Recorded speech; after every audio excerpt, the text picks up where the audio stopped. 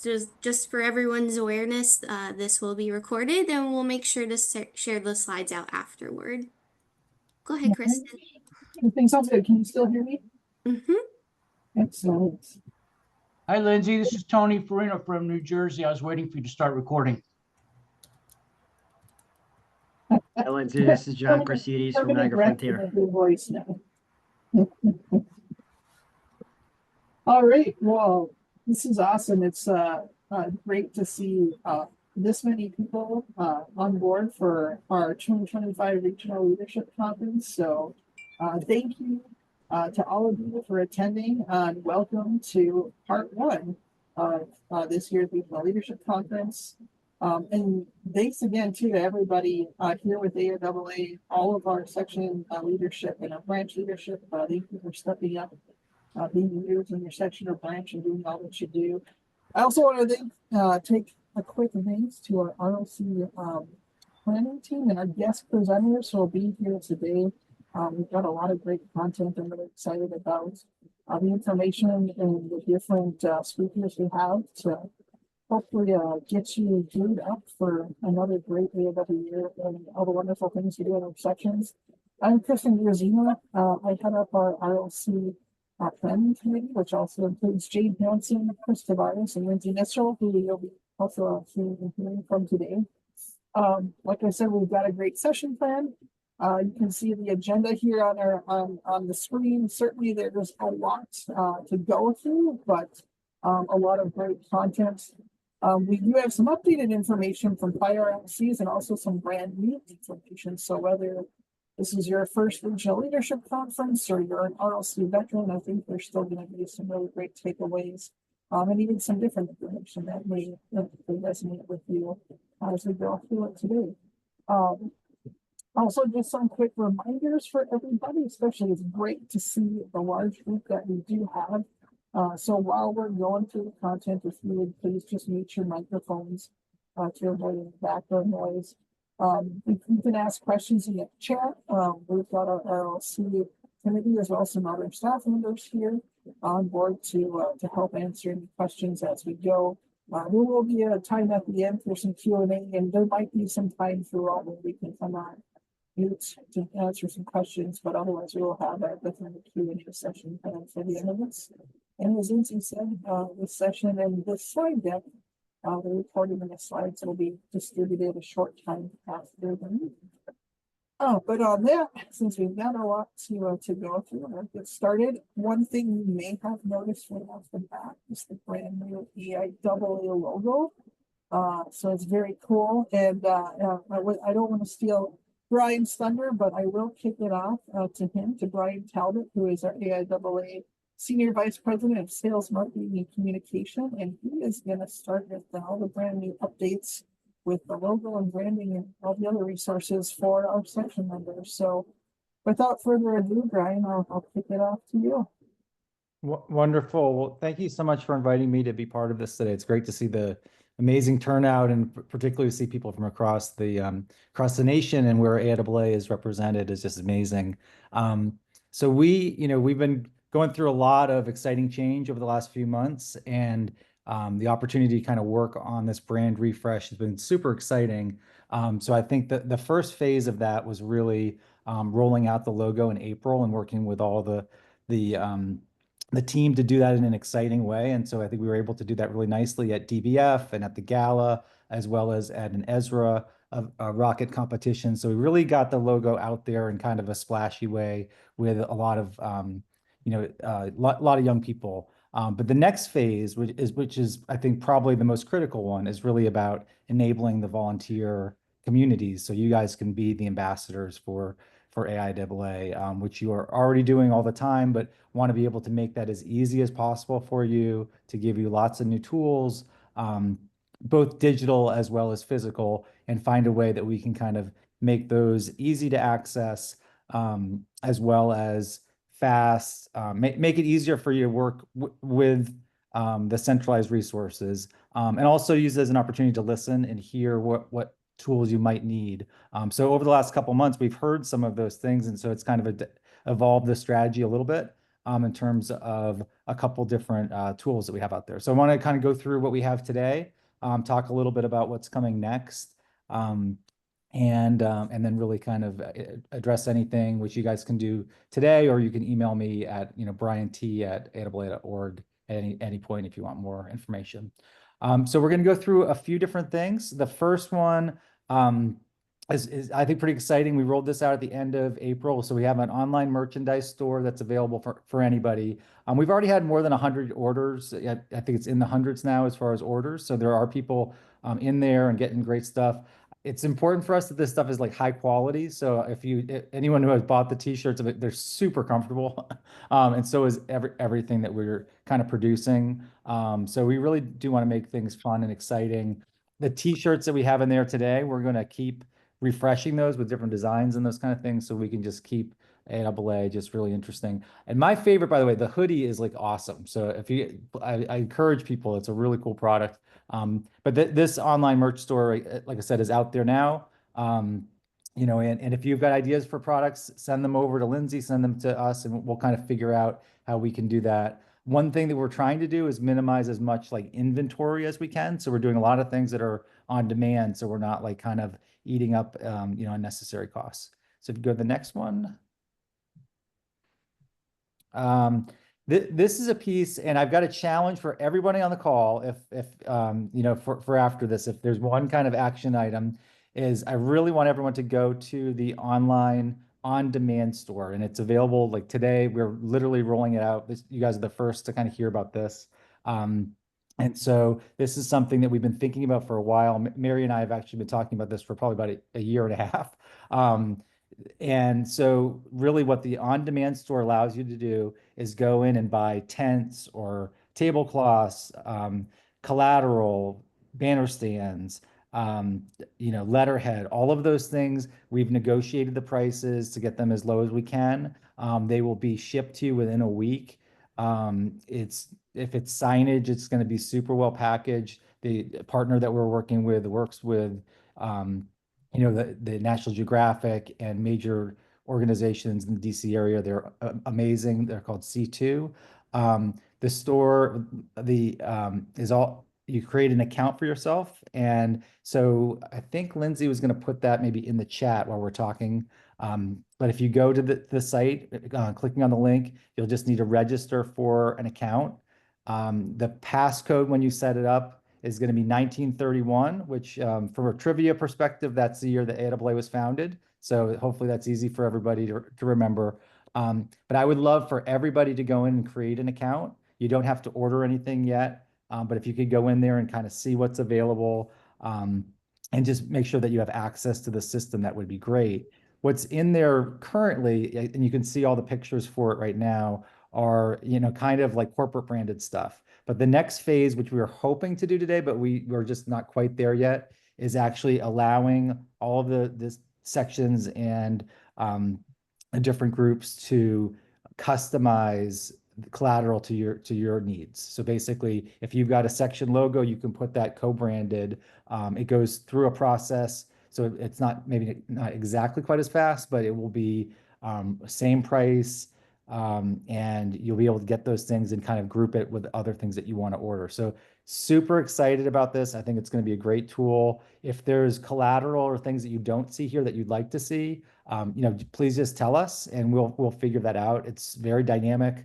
You can order things in any quantity. So you'll see, we've tried to kind of pre-think what people might want, but I'd love to hear back from the community in terms of things that you need.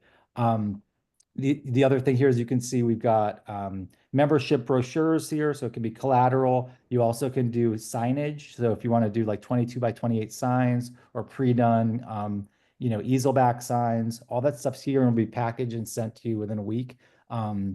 So definitely think it's going to be a great resource. For those of you who are coming to Ascend Aviation, we are going to be going through this in a little bit more detail and you'll be able to see and touch some of the stuff too. All right, next slide.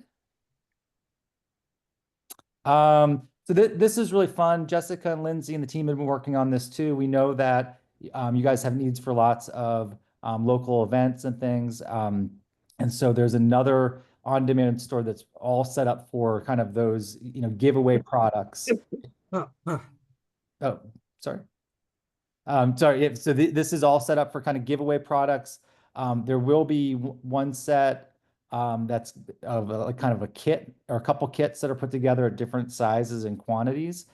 So that's prepackaged and done. You go in and you order it through this on-demand store, and again, that will be sent to you, and you can talk with Lindsay and the team about some additional uses for these areas. So really, I know there's a few different stores. All of it you can access through that brand resources center, which is going to include all the digital tools too. So PowerPoint templates, logo downloads, other tools and templates. Those are all going to be available in the AIAA Brand Resources Center. And there's also a feedback area there too. So it's like, hey, this isn't working, or what if you guys put this in there? Please send us that information, and we definitely will work that in. Not sure if there's are there any other slides? Okay, so again, really appreciate everyone's collaboration on this. If you can go to that store, the print on demand store, and create an account, it would be really awesome if we could come out in the next couple weeks and have 50 or 100 accounts created. That's just going to make it easier for when you go in there. And again, if you see things that you want to have, or have any feedback, please feel free to write to me or to Lindsay, and I'll work that into the future plan. So thank you very much. Are you taking questions? I'm happy to if I have time. If Lindsay has time, I would love to take questions. Go for it. We've got a couple Hey, minutes. this is Matthew Zook, AIAA Canaveral. We've gotten some feedback around the region that folks aren't happy with the new logo, and it doesn't really represent, not that it doesn't represent, but there was a change made without any real membership input. Is that true? Can you speak to the reason why the rebranding effort was conducted and why the logo was changed? Thank you. Sure. So, really the effort started, I think, back in October of last year, and we did engage quite a bit with board and other members during the process. I think this was a really important initiative from Clay when he joined the organization, and really feeling like most organizations will typically adjust their branding every 10 years or so. I think if you look at any major or minor organization, they're always looking to stay current and fresh. And we really hadn't gone through anything since 1963. I mean, there's been some modest modifications. I did present to the board about a year ago, and we were really looking to how do we make our brand one, more relevant, but also just really consistent, so that we've got some ways where we're all talking about AIAA and we're all doing things in a fresh way. So the logo refresh does give us this opportunity to kind of start a little bit fresh, but incorporate a lot of the history, as well as really, like we were sharing before, provide a lot of these kind of tools and assets that we can move going forward. But I do think we had a lot of input along the process. Again, it went from November through April. We presented to the board in February. We spent about 2 months going through some feedback during that process. So I feel like we did pretty good in that regard. Brian, briefly, do you think you could maybe describe a little bit about the new logo, what it means, maybe maybe some of the background and why it was chosen? Sure. I don't want to take a lot of time here if that's but maybe you can have a brief overview. Yeah, absolutely. So, and I wrote a little article about this. It's in the Aerospace America. I encourage people to read that. And it's really about this whole concept of breaking barriers. We wanted to find something that was really related to AIAA, and that was something that was unique. And as we went back through the history, you know, the kind of founding of Reaction Motors and, you know, the role that that played in breaking the sound barrier with the Bell X1. You know, really that was AIAA's some of the early members that did these rocket tests and really you know, collaborated to do a very historic achievement that is super tangible and super connected to our history. So that was a little bit of an inspiration behind the design, was what if we visually show, you know, breaking a sound barrier. And as the logo was kind of devised from there, it kind of has its dual purpose of kind of showing both breaking the sound barrier, but also kind of leaving Earth's gravity. So you can kind of see that that visual representation could be looked at either way, whether you're coming from the from a pure aviation background or if you're looking at it from a space perspective. But we think that kind of that theme of breaking barriers in general makes a lot of sense for AIAA. I mean, that's that's what you guys do every day, is that you're out there, you know, pushing the boundaries, whether those are, you know, technological or political or all of the things that we need to kind of do things that haven't been done before. So, but I encourage everyone to read that article. Thanks, Brian. That definitely adds some insight. Hey, Brian, another thing just to mention is we also have a video that the marketing team created that sort of explains the video and the breaking barrier connection. We can find that and put it in the link as well to share it. Awesome. Yeah, any other questions?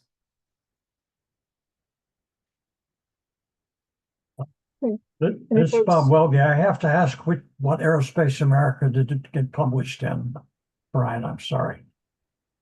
So on the website, on the Aerospace America website, which we relaunched in April, we have a new section that and it's in the magazine as well as in the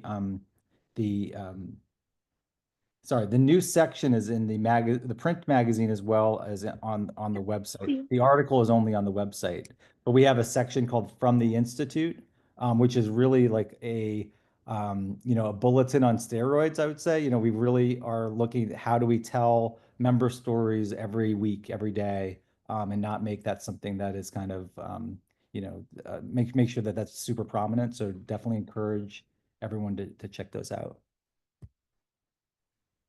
Hey, sorry, I got one quick question about like the print magazine you mentioned. So, like, is there any reason that I see Aerospace America? It used to be like every month, right?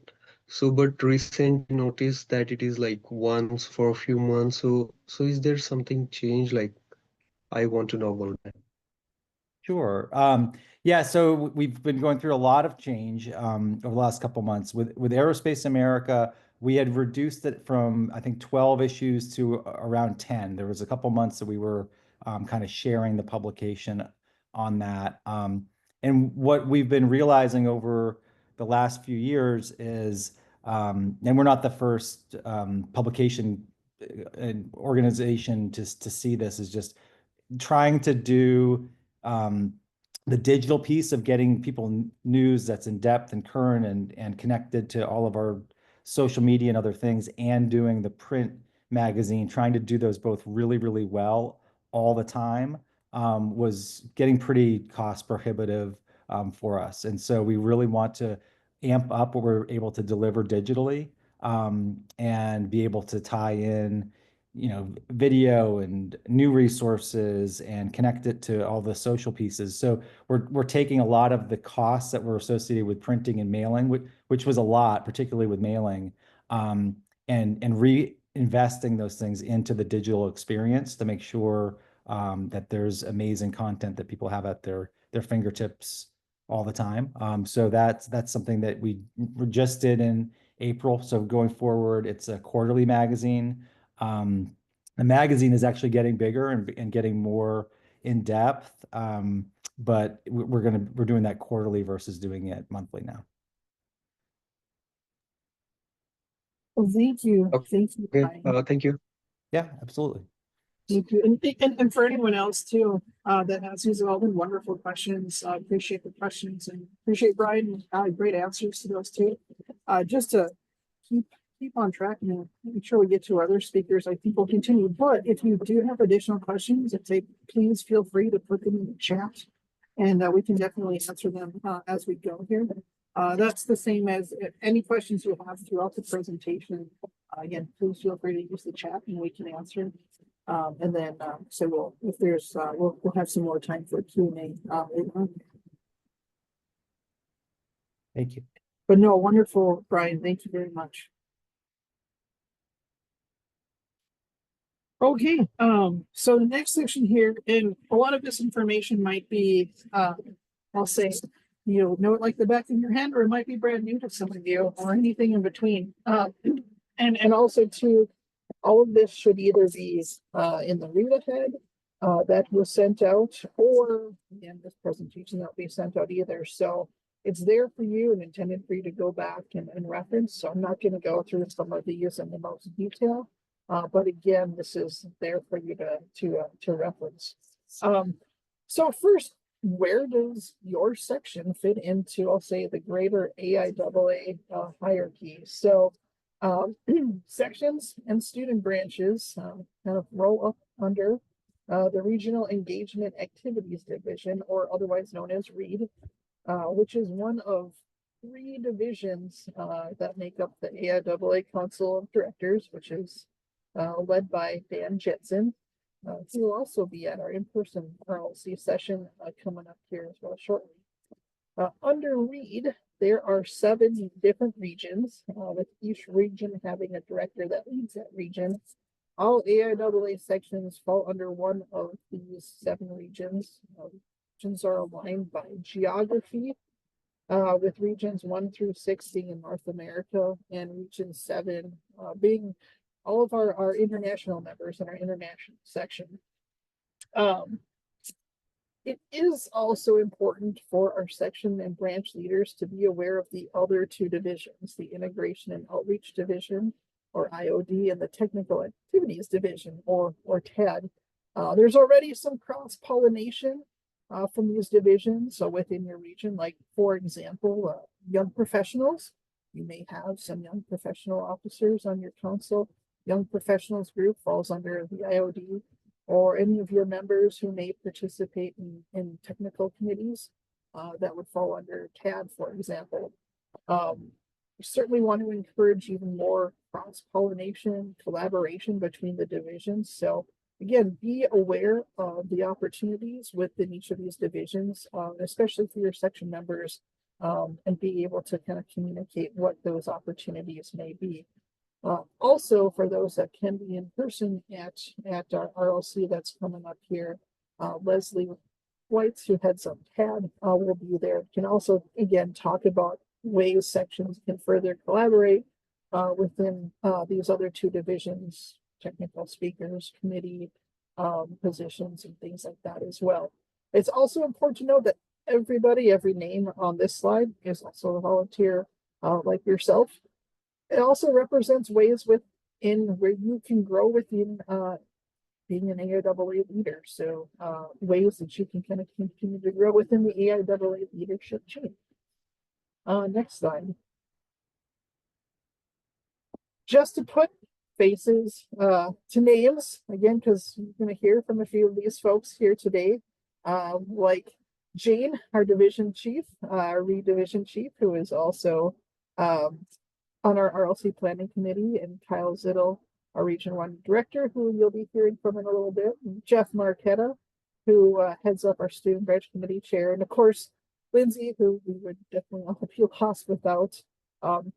Just a way to, again, put some faces with names of the current directors of the different regions and branches within READ.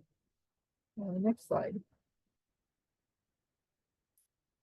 And this too just depicts, again, the 7 different regions geographically that make up READ. Again, all the different sections fall into each one of these different regions. You're not going to be able to read the section names from this map, but they are kind of listed there. But this, again, just depicts things geographically. And it does also show a few years ago, there was a realignment, trying to always kind of do things better, more efficiently, smarter. Canada and Mexico was used to be part of Region 7 International. They're now part of one of the other 6 regions, part of our North American regions and sections. And again, just to make things a little bit more easier, provide more value to all of our members within AIAA, and make it a little bit more efficient from managing and running those different regions and sections. Next slide. So it's another org chart, just showing again for within READ those 7 different regions. But now here I'll list all the different sections that were within each region. And it does show the regional director for each of the regions, who are also a great source of information and great folks to direct questions to. So for section and branch leaders, these are good focal points for you if you need them. Also within each region, there are deputy directors of different functions, like deputy director of STEM or finance or honors and awards.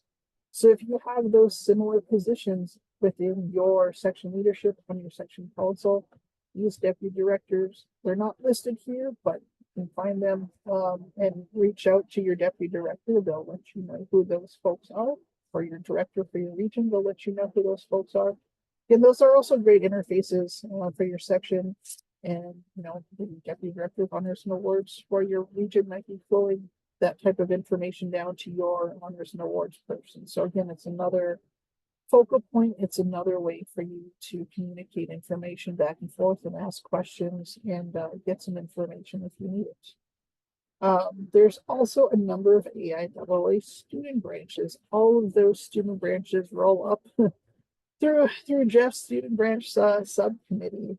But geographically, they do also fall into your AIAA sections. So it's a good idea, again, familiarize yourself with the different university student branches within your section. There's a student branch directory that can help with that as well, and give you kind of focal points for faculty advisors and things like that. I think we'll move on here to the next slide. So another great resource for all of our section and branch leaders. Again, a lot of information that we're going to throw at you here today. A lot of this can be found on the AIAA website in the regions and sections page. There's a link at the top of this page here too, where that information can be found. And there is a lot of really great information. The geographic map we just showed is listed on here. There's also some information like on the Distinguished Speaker Series, or again, the Student Branch Directory, even the Regional Leadership Conference, the regional leadership information that we're going through today will be posted there and available for you as well too. So good idea, good resource. Again, kind of start to familiarize yourself with the information here. Another resource for you. Next slide. Also listed on that previous slide on that regions and section page is a calendar for the AIAA year. The AIAA year goes from June 1st to May 31st. So starts with June, ends in May. There's great information here, especially like important events that occur, like different conferences, when nomination periods open and are due, when reports are due. So kind of get an idea, familiarize yourself with this too, to start planning for your year, and just to kind of have certain deadlines and dates on your radar, especially to communicate and promote down to your members. Next slide. So just to kind of talk briefly through, kind of talked about the structure with how your section fits into READ and within the higher AIAA hierarchy. Different responsibilities, both from a section standpoint and from a section leadership standpoint. So from a section standpoint, all of the AIAA members fall into an AIAA section, and that's kind of based on your address that's associated with your AIAA membership and registration. Sections are key in both representing and supporting the AIAA vision, mission, and plan. But they're also key in providing value back to your members. especially by some of the different programming you do, like outreach or development and things like recognition, and so on and so forth. So sections are also a conduit for their members in communication to other opportunities and advancement and events that happen inside of your section in the higher kind of AIAA organization. And so again, good things to be aware of and make sure that your membership are aware of these different opportunities. Also via the sections is where student branch engagement occurs. So again, like I said, kind of be familiar with your student branches, the student branch advisors, and we'll talk about that more here coming up, but some great ways and opportunities to be better engaged with those student branches. As you know, kind of highlighted and underlined at the bottom of this page, I'm sure some of you are very familiar. We just went through the annual report cycle. All sections are required to submit an annual report at the end of the year. That's due at the end of May.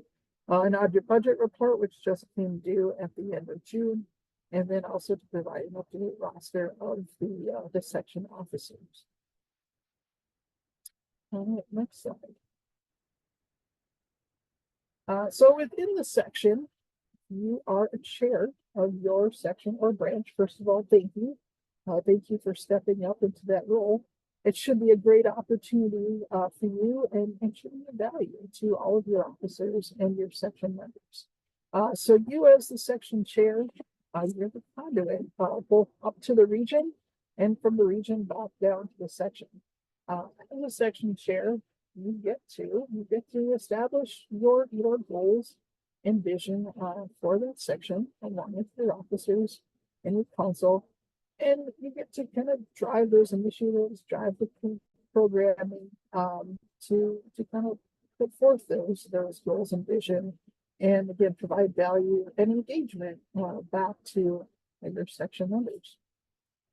As a chair, you should also be knowledgeable of your section bylaws and your other policies and procedures you may have that for your section.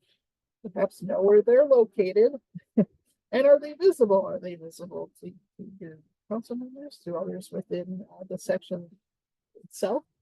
Are they up to date? Do they need to be updated? So be aware of those. As a section chair, you also get to lead your section council and oversee the different programming and activities that are going to happen throughout the year. You get to participate in the Regional Advisory Committee, or RAP.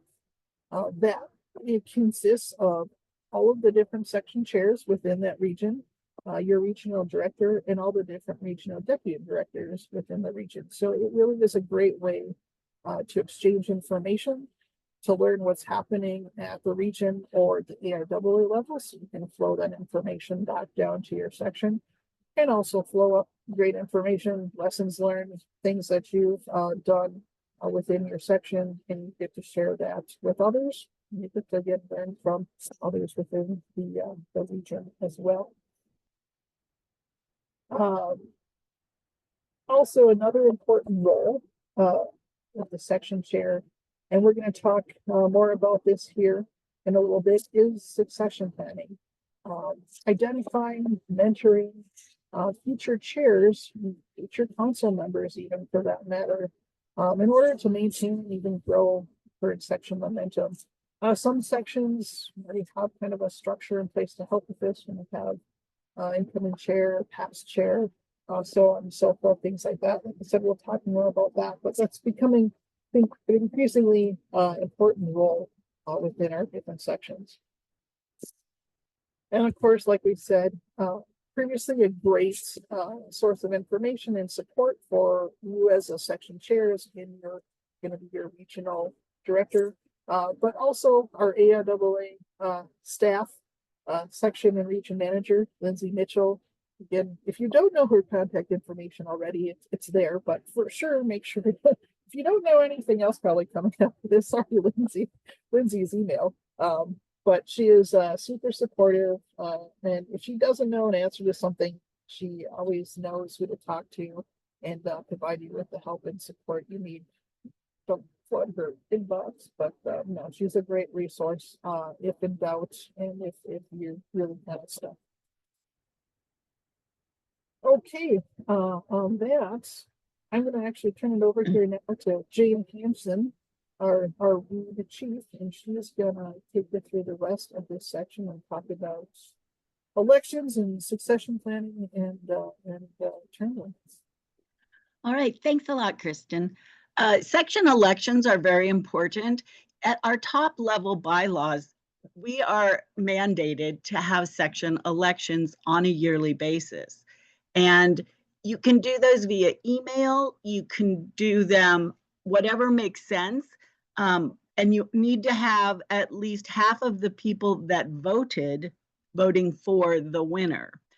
But you need to do this in the end of May, hopefully, so that when you turn in your annual report, you can provide updated section officer information so that we know how to get in touch with you all. It's great if you can create a nominating committee to provide oversight and to maybe come up with candidates that aren't the ones that, you know, that you on the council currently might know about or see. And this is a really great way to get new people involved, because a nominating committee probably meets once, maybe twice. Doesn't have to be in person, just to discuss the candidates and where they might fit and make sure that the candidates are willing to run. And so folks can get their feet wet, see how the organization operates, and then maybe they will the next time want to run for a position. We do encourage all the members to participate in the election, but if you're aware of even the election turnout for our top level elections, good turnout for a volunteer organization is about 15%, and that's about where we lie. So when you have section elections, if you don't have all the members in your section voting, don't feel bad about that. Just, you know, keep going along, and maybe when people see it year after year, or maybe you can ask folks why they didn't vote, we can get more people involved in the election process. Next slide. Succession planning is really important. You know, the section chair is, per the bylaws, is a one-year term, which means you really need to start looking for your replacement the day you take over. And I know that's hard sometimes, but if you can get someone to shadow you, or you can mentor someone and have them work with you for part of your term and show them the ropes and let them know that it's not overwhelming and that it can be done, and maybe they would like to get involved at that level. The other thing you can do is to look at other jobs you might want. And that's a good way for you then to move on as well, but stay involved and, you know, be able to interact and make a difference.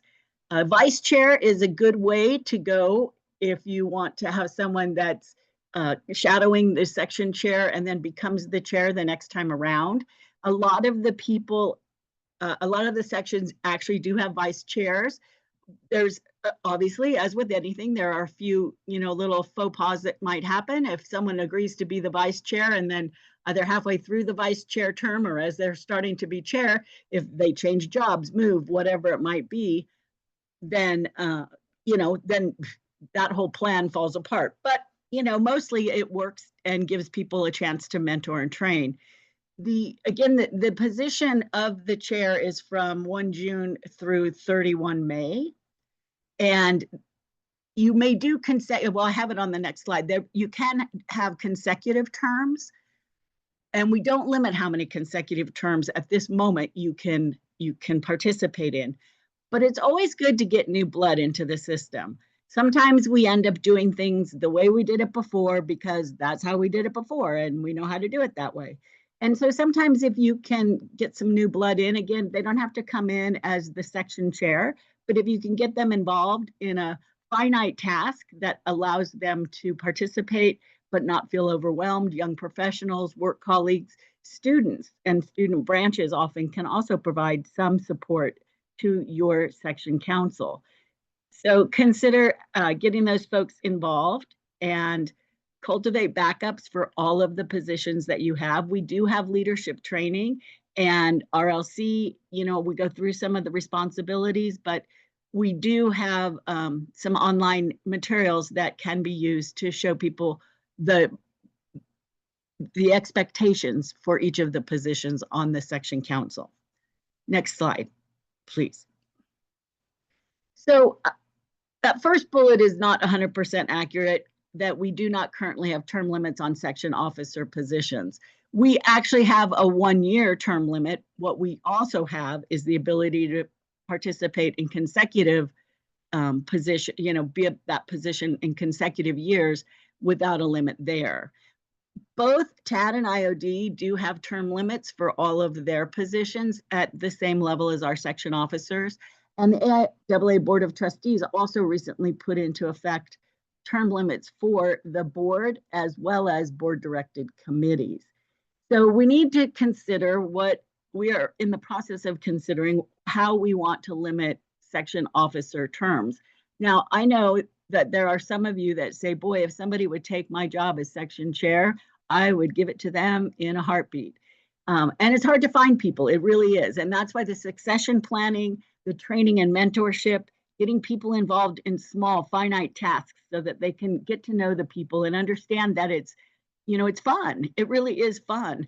And these people will become your friends. And so it's not overwhelming. So we are working on term limits. We sent out a section chair survey about a year ago, and sadly we had a handful of chairs that have literally been in their position for 10 to 25 years. And again, I understand the problem in some of the smaller sections. No one else wants to step up, so that person keeps doing it. But maybe if you split the responsibilities, you could still be called the chair, but maybe you could ask, you know, some of the other people in your section to take on one specific activity. And if someone can do enough of those, then they'll feel confident to be able to take on the position of chair. Lindsay was put into the chat that for student branches, we recommend you follow what your university requires for officer elections through their, you know, clubs and student organizations, so that you are 100% on board with all of the university requirements for and can, you know, be authorized as an official club or organization.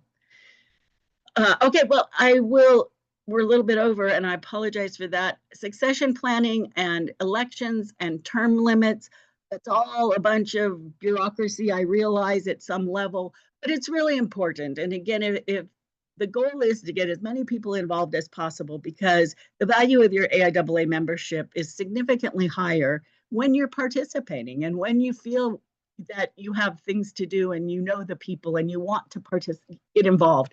So that's why we're really trying to get some turnover, get some folks and other folks involved, and try to provide value for all of our members. And Kristen, I'll turn it back to you. Oh, is this mine? We can, I've got it if you want.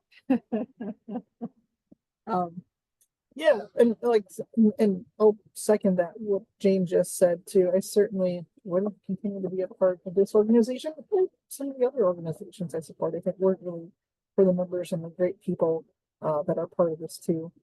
So that definitely goes a long way. We'll touch on that further here later on.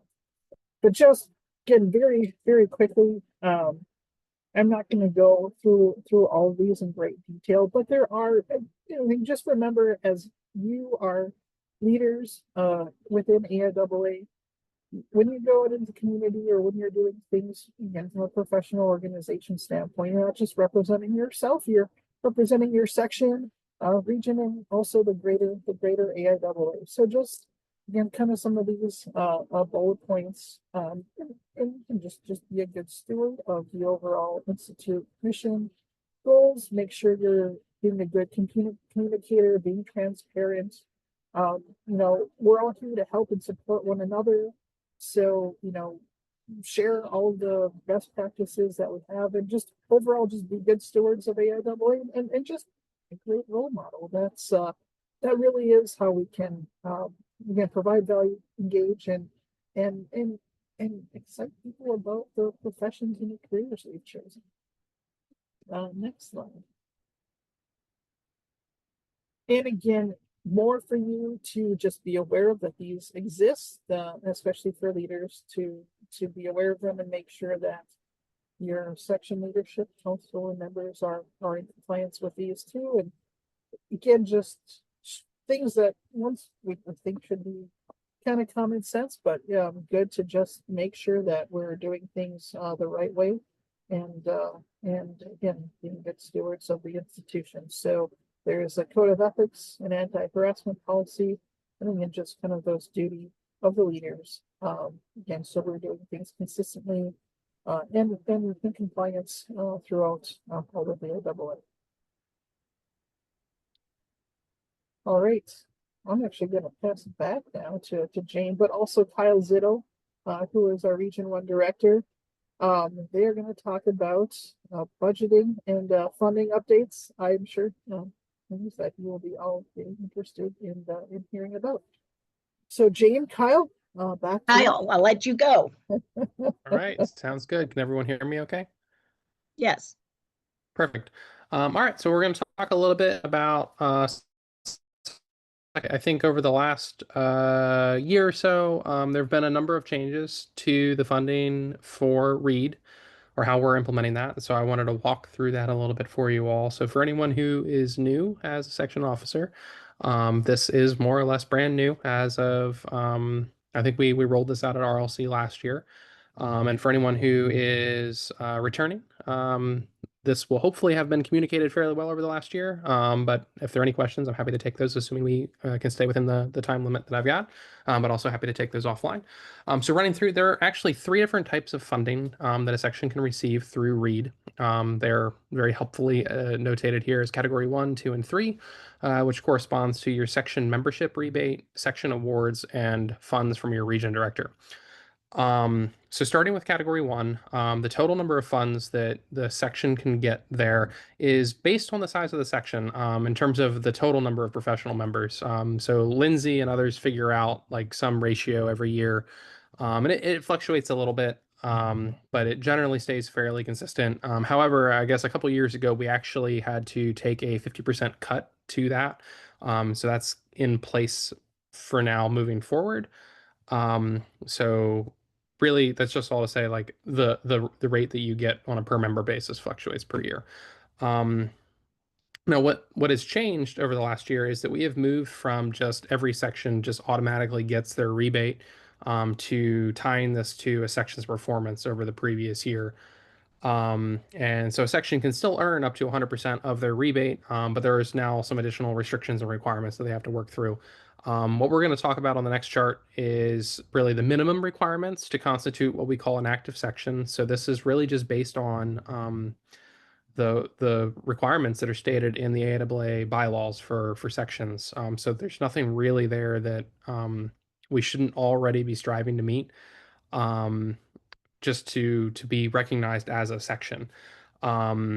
And then sections that don't make that minimum threshold, we are disqualifying from receiving the category 1 and category 2 funds. However, because, if you want to get the section up and running, you can't do that without money. So there is still an opportunity to get funding directly from your region director through the category 3, which we'll talk about in a little bit. So jumping to category 2, all, as I just said, all active sections are eligible for those section awards. READ will award those, typically a first, second, third in each category, and I've got all of the categories listed on the next bullet, based on what you submit in your annual report, which we're just due just a little bit ago. So mostly I just want to highlight that actually taking time to work through that annual report and provide as much information and make sure that everything is accurate is really important, because it directly impacts how you get money via this category 2, or if you get money via category 2. And then lastly, the category 3 funds, that's really just you reach out to your region director. There is a form that we use for that. That's just hey, how much money are you requesting? What's it for? And you need to provide a budget for the event.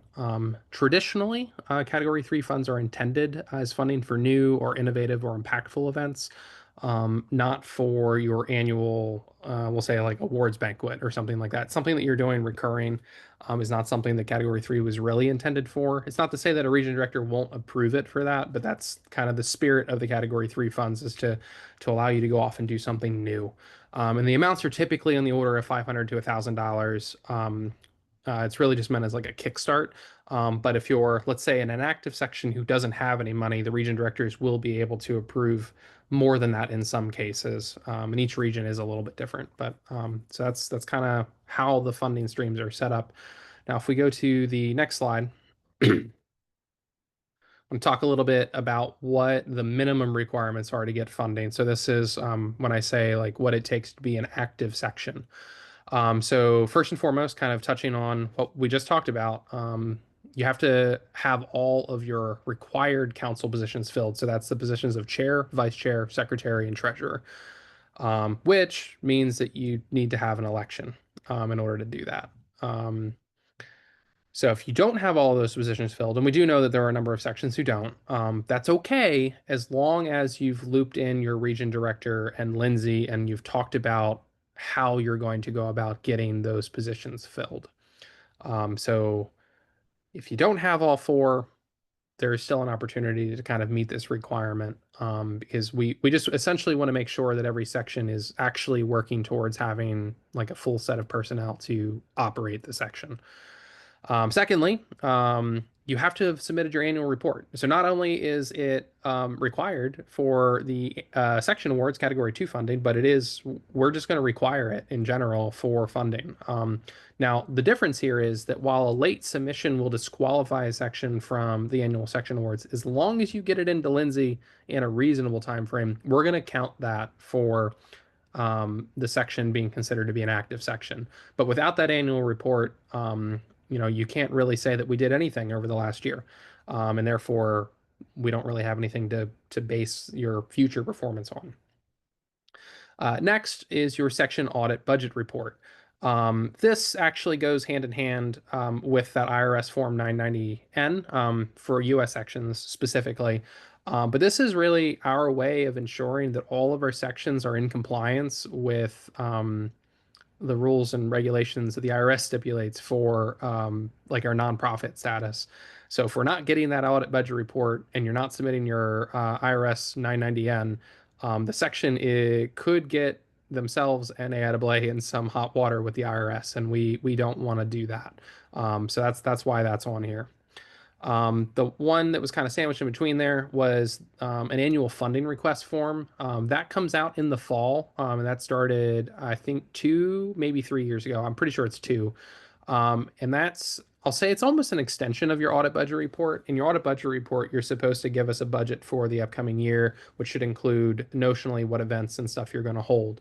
That annual funding request form kind of elaborates upon that and allows you to add additional things. We know some sections don't do their annual planning until the fall, and so they may not always have all of the information when they're doing their audit budget report.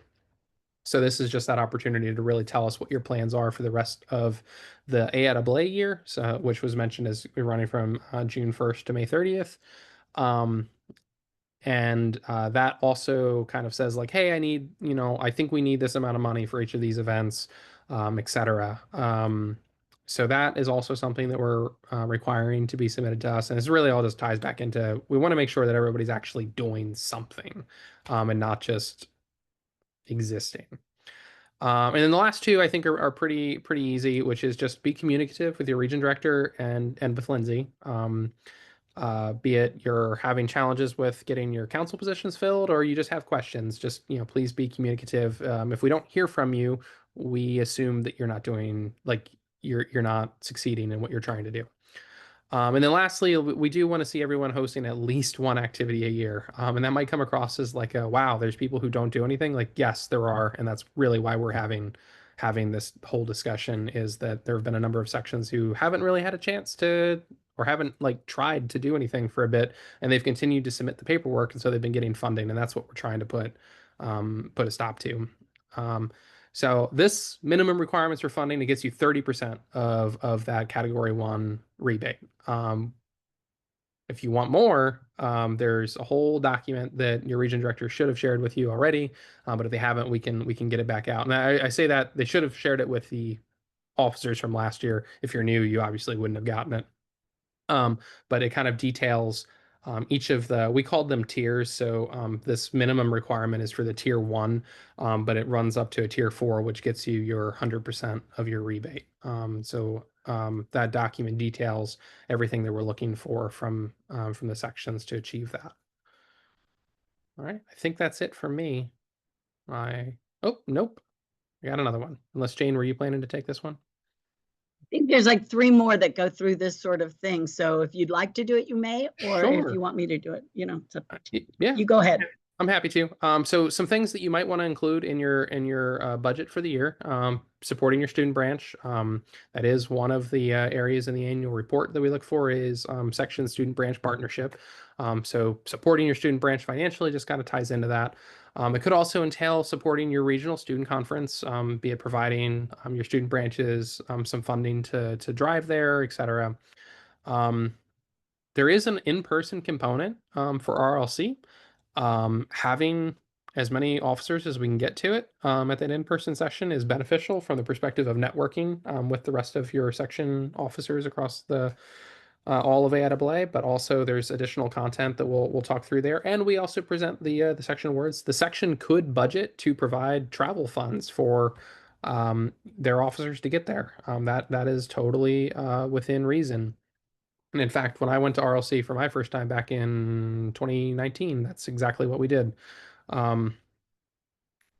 Various programming and events, so I think that's pretty straightforward. Anything that the section is doing to support their members would be something you'd want to budget for. Any materials you might want, so some of the really nice tablecloths and banners and stuff that Brian had on screen earlier would be something that you could throw in your budget. But anything else that you might need for events, etc., could fall in there. Awards and scholarships. I think AIAA will give you some amount of giveaways or incentive items, but you might also want to purchase more if you run out.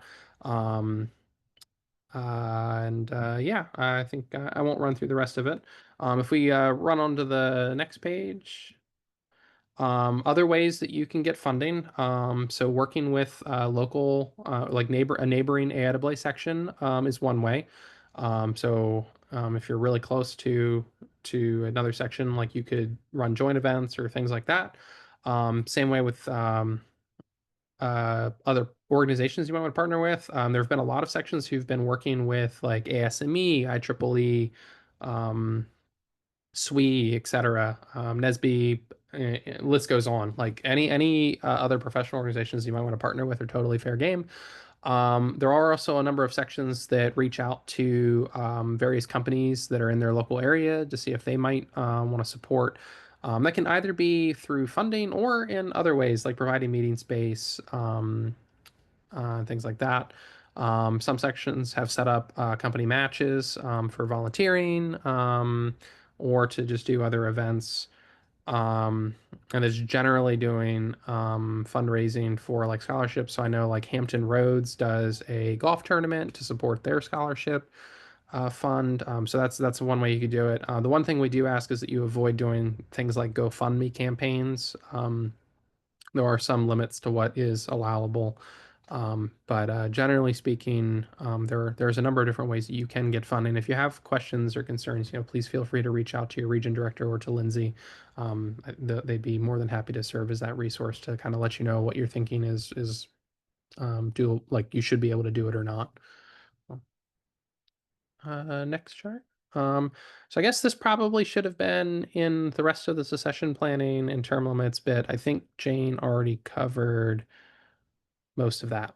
And then, yeah, for student branch funding, just working with, so this is specifically for the students on the call, working with your department and faculty advisor, staying in touch with your campus student government, also doing fundraising, working with your local industry. So a lot of the same stuff.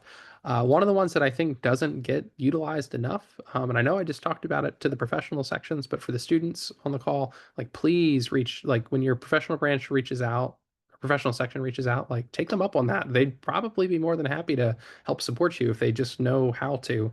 And vice versa for the sections, like please help the student branches. They don't usually get a lot of funding. So if they want to do cool tours or maybe they need some support to get their folks out to like DBF or something like that, they're having a good student branch professional section partnership is a really good way to kind of support each other. I want to say I think that's it this time, but if I have time for questions, I can take them. I put into the chat that another good opportunity for section and student branch collaboration is that students can often secure rooms on campus, which really reduces the cost of having a speaker or a trivia night or whatever. So then if you invite the students, you also can mingle, but everyone could benefit from that as well.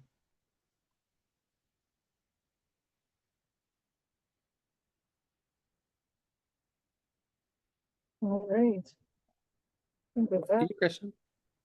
thank you, Kyle. Thank you, Jane. I know this is always something that's been, I think, in flux a little bit the past few years too, and so I appreciate the update. It's great to be kind of aware of kind of the new norm from a budgeting standpoint from both sections and branches. All right, how's everybody doing? Deep breath, deep breath. Yes, lots of info. We're getting there. You only have to listen to me for a little while longer here, and then we're going to move on to some other really great speakers that we have here too. Kristen, we have a small technical glitch. Yeah, nice. Lindsay's computer is rebooting. Oh, let's see here. Why don't I? While she's doing that, Christian, I was going to ask if you have any other audio options, mic options. I don't know if others are hearing also, but your voice is a bit muddled coming through. Other speakers are coming in clear. Yours is a little bit muddled. okay, good. So yeah, Yeah. I tried putting the mic clear. Let me try something here.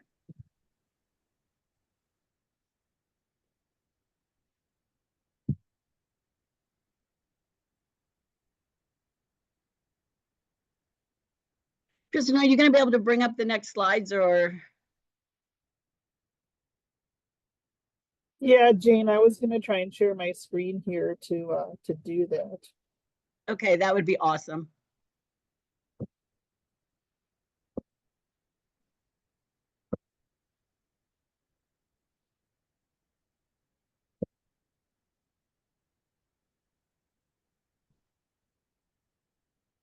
Okay. Folks able to see my screen?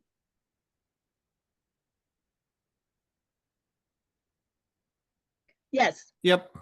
Perfect. All right. I'm gonna try and go through this section a little quickly here.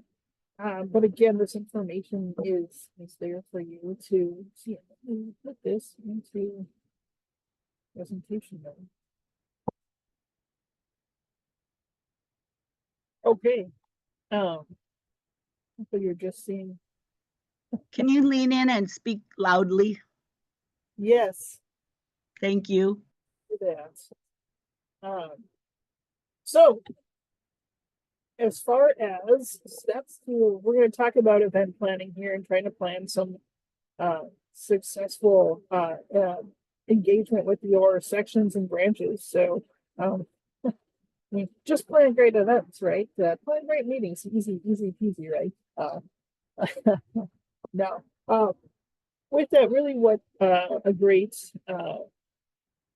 key is when we're planning events, when you're focused on get to know your different memberships, your unique sections, not only in terms of geography and size and member makeup and population, but you've got probably some unique interests as well and unique resources within your section. So get to know your members, get to know your different section resources. Make sure you're trying to engage all your different members, students, educators, young professionals, retirees, So try and plan a variety of events that do engage those different memberships. You don't have to do every single type of event that's out there, public policy, STEM, technical events, YP, so on and so forth. But try and really focus on the events that are going to bring the most value to your members, and also that are, again, kind of aligned with the AIAA vision, but also your section goals and vision as well. And try and provide a diverse amount of programming to your membership. Don't just focus on one type of member, and try to provide enough diverse programming to really focus on the broad range of members you have. And if you are saying you don't have a lot of YPs, kind of it was brought up in the chat. So is there opportunity to collaborate with other organizations, and maybe provide some type of programming that that kind of engages a broader membership spectrum. Also, in addition to just programming, there's other great ways to provide value back to your membership. Certainly things like membership upgrades to associate fellow, for example, letters of recommendation, and just general recognition. General recognition really, it can go, it doesn't have to be anything too formal, like a formal AIAA award. It can be something simple, just recognizing something for a job well done and planning an event. And that really can go a long way to really making your members feel engaged, and even making members feel like they want to step up into those council or leadership roles. And definitely communicate with your section members, especially for opportunities outside of just the section, engaging with your student branches or even high school members, but also the greater AIAA events and opportunities that are out there.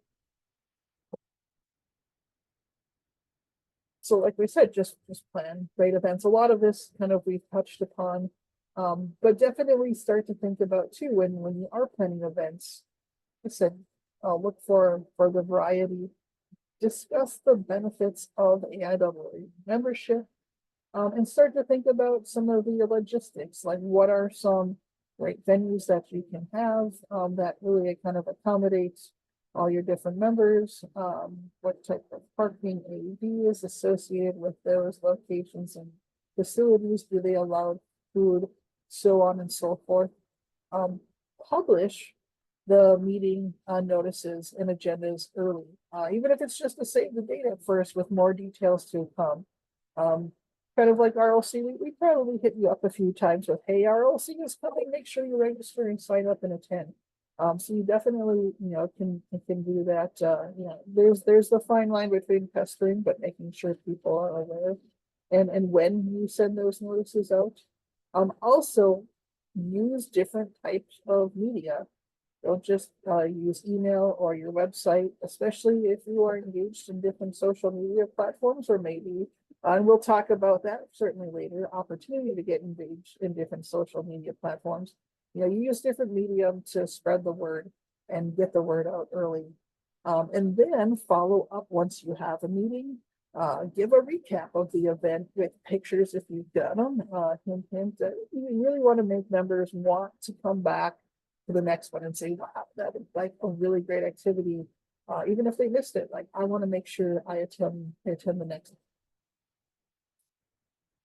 So some of you as sections, you may already have a checklist that you may go through when you are doing an event and planning an event, working through all the logistics. If not, this certainly can serve as a great template. There might be things here you haven't thought of, and I'm sure we don't have everything detailed on this checklist either. And different events may call for some tailoring to this. Maybe not all of these things apply, but again, this is here for you to have. It's going to start with everything like pre-event, making sure who's going to be your event team, who's going to be helping to lead the event, and who is going to be your support team. What does the schedule look like? Let's be realistic. We're all volunteers. We're all generally, maybe not all of us, have a job or other things going on in our lives. So let's be realistic when we're planning this and making sure that we can get everything done in time, work backwards from kind of that target event date. Okay, is this all going to work out? Are we going to be able to execute and really, quality over quantity when we're doing events, really be able to put the quality into making a good event. And then start thinking through again the event, what are the logistics, what's going to happen before the event, who's going to be responsible for the meeting RSVP if you need it, or payment, who's going to be responsible for sending out the meeting notices and frequency, organizing the food, determining the right space and the right audiovisual equipment or requirements. And then the day of the event, always plan to arrive early, right? If we get into a hurry up and wait situation, that's like the best possible outcome, because that means we didn't have to troubleshoot anything. There wasn't anything unknown that happened or bad traffic. So definitely plan to arrive early and have people assigned for the different logistical things that have to happen. Who's delivering the food? Who's taking pictures? Who's running the membership booth with those great membership displays and handouts and tablecloths? How is, if you have a speaker, how are they getting there? And is there someone responsible for that? So make sure, again, as Jane talked about too, these are those really kind of small but concrete tasks that you can get other members engaged in to help with, and they really do feel like, hey, I'm making a good contribution. I'm really helping to make this event a success. And then generate post-event highlights and the recap again, and use social media. Really, you want to attract those future attendees and make sure to capture those event lessons learned and put them somewhere that are easily findable and accessible, especially for future leaders who might do a similar type of event. One thing I wanted to mention on the past slide, and it applies here too, is when we all went through that section annual report, there's lots of criteria, questions you ask you to answer of how often did you do this or this type of event. And then there's different scoring criteria. They don't just exist for you to hopefully win section awards, yay if you do, but really kind of asking those questions and putting those things in the report. Really, the intent is that if you are doing those things as sections, you're just providing additional value and a more positive experience for your members. So good idea too is just to be engaged with what's in the annual report. And also within the annual report, you should have downloaded an Excel event log. That is great as well. And it's a great thing you can use not just at the end of the year, but as you go year through the year after each event, fill out that log. Then you don't have to get to the end of the year and try to remember how many members attended and were they students or professionals or non-members. And so definitely be tracking that as you go. And some of you probably already are, and kudos if you're doing that. We've talked a lot about funding. I know, like I said, we kind of hit a new norm with how we are funding sections. And with that too, that does come into play when we're trying to plan and budget for the years, for the events and for kind of quality events that we're trying to do. So for example, RLC, we definitely want people to be able to attend in person now that we are back in person. Really goes towards engaging everyone well. Start thinking now about next year, RLC 2026, budgeting for that. Can you take advantage of people maybe already going to the forums and maybe as a section can help provide an extra hotel stay for folks that are already going and wanting to attend. Think about if you have new section officers and maybe they're a priority to get to be in person to really engage with the other section region and the AIAA leadership. Think about your locations. Are there opportunities to collaborate with others? Are there free public spaces? Maybe with your university and your student branches, if you collaborate with them, maybe there's access to university spaces that you can use. To make the most of all of your geographic for some of those sections that have large geographies or just in general. I saw in the chat too, there was asking about AIAA. Zoom accounts, we do have those that are free for use for our sections, really to engage members, especially if there are options to do a hybrid or a virtual event. And again, be creative with the funding. Are there sponsors, corporations that perhaps can sponsor an event, maybe in exchange for, allowing them to market or promote their company, so on, so forth. So again, just try and again, use the resources you have and be creative if there are additional opportunities for event funding. As always, really, I think probably you could, let's say, you could play a game. I don't say like type of game, but you could play a game probably for the number of times I said value. And that's really, what, again, we're trying to do within our programming and our engagement with our members in our section. And again, every section is unique, with a unique set of members and membership.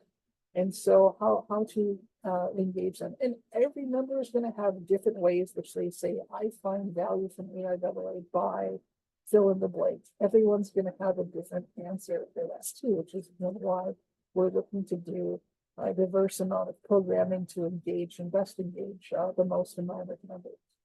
And kind of like we said, in addition to programming and a diverse programming to engage the most amount of members, also focus in on that recommendation and the recognition piece of it. Again, it doesn't have to be formal, and it doesn't have to even be monetary. It can be anything from formal AIAA type awards to just a good kudos that you want to give someone, and that can go a long way and can be very rewarding and very memorable to your members. Okay. On that, I don't know if Lindsay is back online, but if not, I can. I'm back. All right. Sorry about that. Yeah. Do you want me to start sharing my screen? I think Okay. I'll turn it back over to you to make sure that you've got the most up-to-date slides here, especially too for this section. But we do now have some special guest speakers with us. This is going to be, I'll say, I know this probably this whole thing has felt like a lightning round, but this this is going to be a little bit of we'll call a true lightning round. We have 4 sections here that we're going to talk through, and this is really this is titled "Giving Back to the Next Gen." There are 4 things from, say, the giving back that we're going to feature: student branch engagement, young professionals, STEM K-12 and high school, and then public policy. So we're going to have 4 different speakers here, and who are say super knowledgeable experts in these realms that are going to talk to you. They're going to get about 5 minutes each to kind of talk through these different topics, and we'll go from there. But I am going to turn it over now to Jeff Marquetta, who is our student branch committee chair, and he's going to talk about how you can more interactively and collaboratively engage your student branches. Great, thanks, Kristen. Yes, thank you. So my name is Jeff Marquetta. I'm currently the chair of the student branch committee, and we're going to talk about the importance of section interaction with student branches. This is kind of maybe more geared toward the section leadership, but certainly student branches and student branch leaders should also be reaching out to their sections as well. So the first thing that the section leadership can do, depending on their role, is to keep contact with the faculty advisors and student branch chairs. And we keep the list of faculty advisors and student branch chairs updated every year or so, and you can find that information on our website, on the AIAA website, I should say. So if you can't find it, however, you're welcome to email myself or Lindsay. My contact information is on the slide, and we can give you that information. A lot of what the section can do is also repeat what we do send out to the student branches from national. Certainly repetition is important. So hearing it from your section leadership from the student branch point of view is important. And we've talked about continuity and why that's important in sections. It's equally important in student branches. We know that the most successful student branches have strong succession plans and a strong faculty advisor. If you can, try to, reiterate with the student branches in your section what's going on with your local section activities. Some examples that often activities that sections undertake, like lunch and learns and dinner meetings, symposiums, etc. Make sure you're advertising those with your student branch leaders. Um, and also remind them about student resources that we have available. On the national level, we have a lot of AIAA scholarships. We have the Distinguished Speaker Program. These are resources that are available to student branches. And so, again, even though we at the national level email student branches, it never hurts for the section to reach out and remind the students of those resources as well, not just by email, but also through interactions that you have if you're attending, for example, student branch meetings.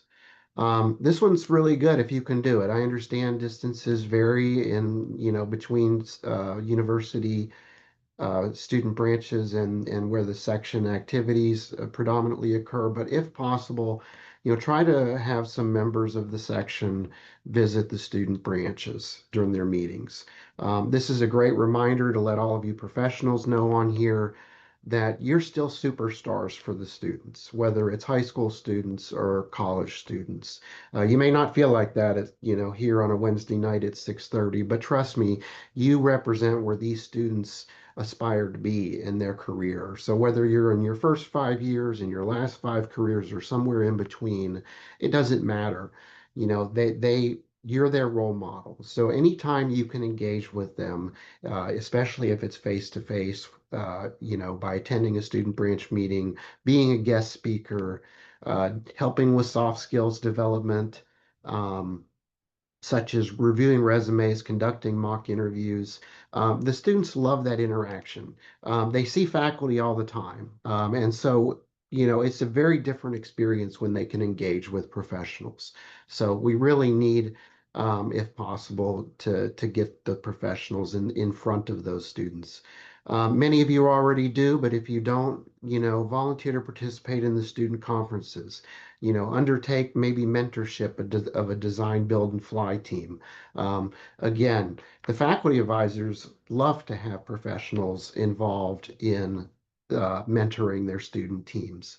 The other opportunities, in terms of the curriculum at the universities, see how you can participate in the curriculum. That could be in terms of showing up for judging, evaluating senior design projects, capstone projects. That might be a one day commitment for you. If you want to get more involved, which is really meaningful for the students, you can volunteer to mentor a senior designer capstone project. And this may involve more weekly or bi-weekly meetings with the students. Assist with AIAA design competition, request for proposals. I mentioned design, build, and fly, but there's also the ESRA rocket competition, which AIAA is also participating in. So, reach out to the branch, offer volunteers for mentorship. And then if the section funds allow it, you can certainly consider allocating section funds to support or sponsor maybe a student branch activity. We have some sections that sponsor, for example, DBF teams or partially sponsor those teams. Help them connect with industry and engage them in industry tours. Those are really valuable and meaningful experiences for students. As a last point of view, for those of you in the section leadership, if you do wish to see any of the annual student branch reports, please reach out to myself or Lindsay and we can send you a copy of those reports, and you're welcome to read through them. Just shoot us an email. So thank you.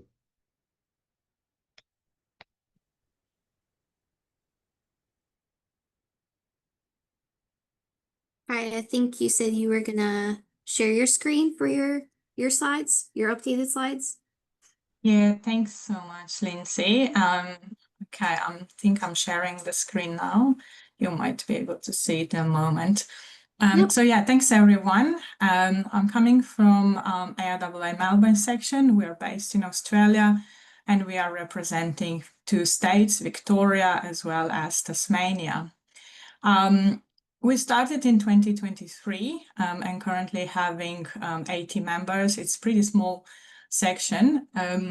You ask us to show us a little bit what we do with our young professionals. Those activities are not specifically focused only on young professionals, but we are definitely targeted them, including students, including high school students that we've got a few members in. So a couple of examples. Here is our not really annual event. We try to do it annually, but I think we can go every second year. We try to collaborate with Moon Village Association with their United Nations International Moon Day.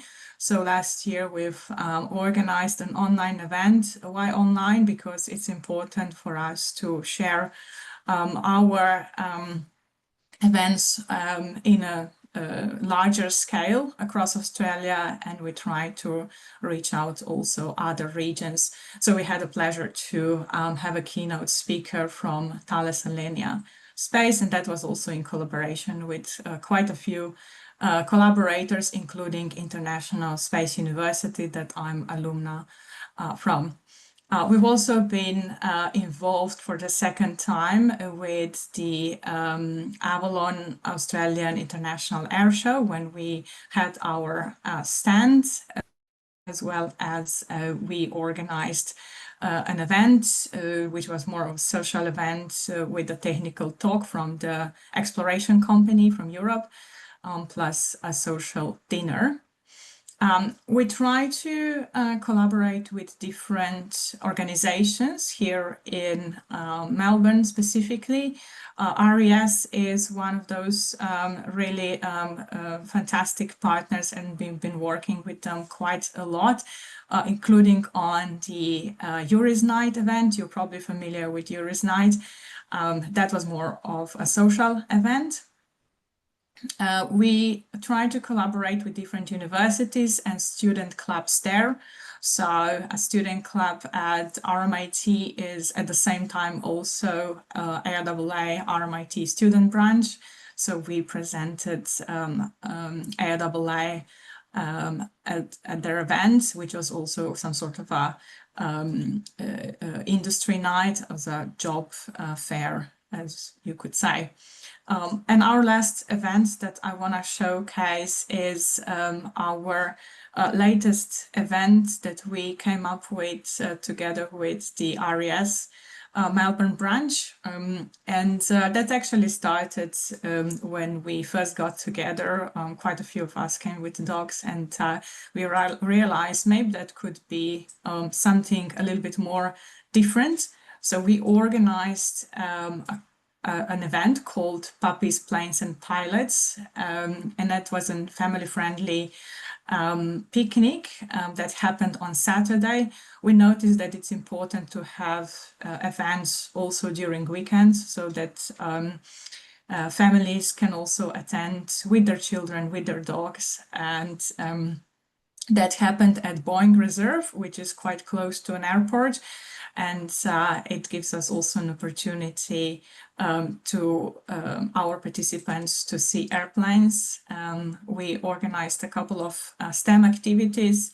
Unfortunately, this year we didn't have many children involved, but I understand that these kind of events are important, that are every year, so that we promote them and more people can come up.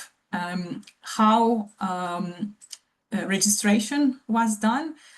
All our registrations are done either via Eventbrite or Humantix platforms. But in this case, to make sure people really come, we ask them to order a coffee that we then pick up. So we picked up in the morning 30 coffees. This is Melbourne, every coffee was different. But I thought that was a great idea from our colleagues. How we promote our events, we email all the events to our members. We have our WhatsApp group, as well as we have social media outlets. So one is LinkedIn, which is more dedicated to young professionals, as well as Instagram, which is targeting a bit of younger generation. So we noticed LinkedIn is a really important outreach, and I would recommend everyone to use it. Just before we finish, I'd want to invite you to Sydney to International Astronautical Congress. IC will this year happen in September in Sydney. AIAA will have a stand there. Lindsay might be able to tell us more about, but we are planning to have some social events in Sydney and after that also in Melbourne. So thank you.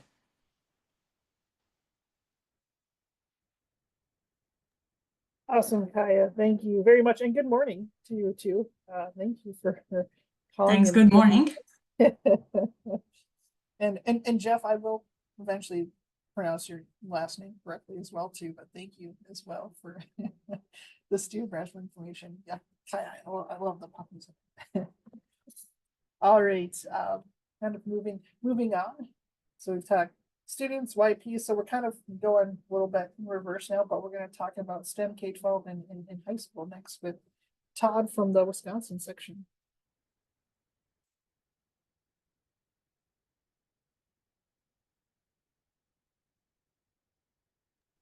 Todd, it looks like you're muted. Hello, everyone. I found the mute button a little harder than I expected. Yeah, thank you for the opportunity to present. I would like to talk a little bit about our section. I'm in the Wisconsin section, currently serving as chair. And the next slide, you'll see some of the demographics, much like the previous presentation. We're a small section. And the breakdown is, professionals, we have 63. And then the other side of it is 66 students, all university students, and then 13 educators. So, that really weights us pretty heavy on the education side. The majority of the professionals work for Sierra Space out of Madison, Wisconsin. And we have a pretty close affiliation with the University of Wisconsin. They're about 20 minutes from our facilities. We have a rocket test facility, which is north of Madison, about 45 minutes. So that isn't as close, but we still try to utilize that for tours and some of the outreach that's important to our section. So the university students are very engaged and they're very interested in the things we do. So we have quite a bit of collaboration. Next slide, please.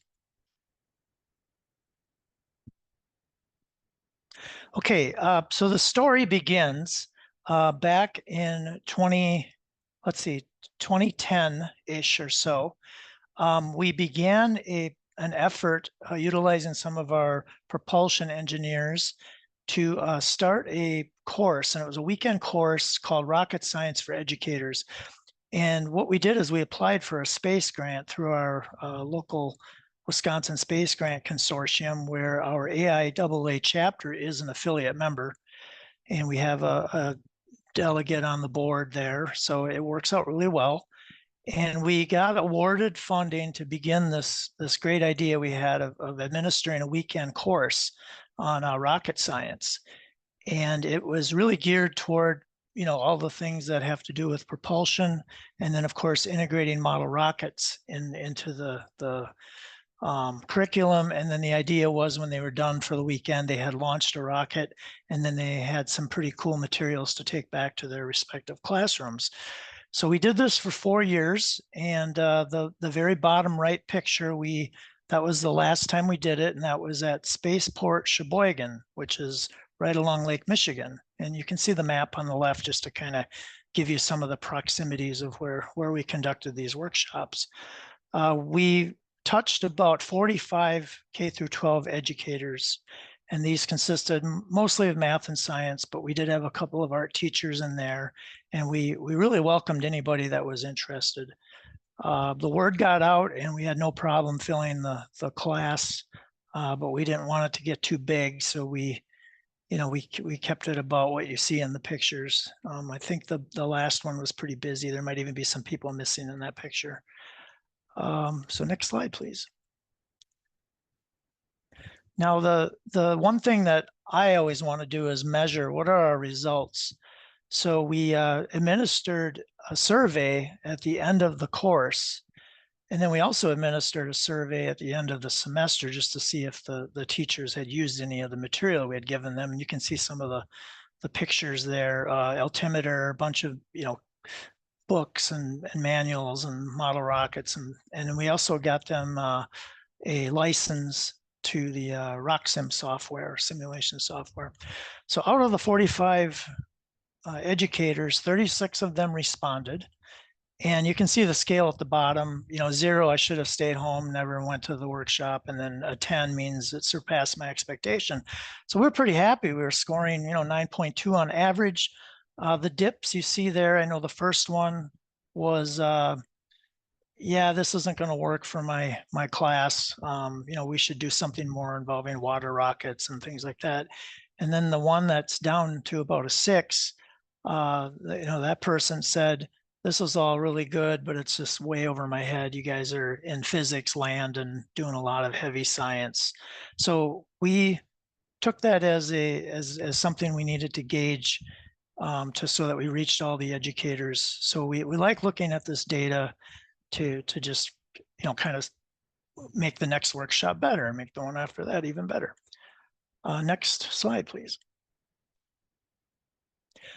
Just to give you a little idea of what we're trying to accomplish in the workshop, you can see the education modules on the left and a bunch of X's kind of touching the things that we covered if you look on the right, but I want you to look way over to the far right, that column, graphic design and development. And that's where some of those art teachers that we had in the course really got a lot of benefit out of the class. And then it also opens up any opportunities to form a rocket team to bring in some of those students that maybe aren't quite as into science and math and things like that. So the pictures on the right is a change that we had to make. Now, we completed 4 of these workshops. They're very popular. We had no problem getting interest from educators throughout the state.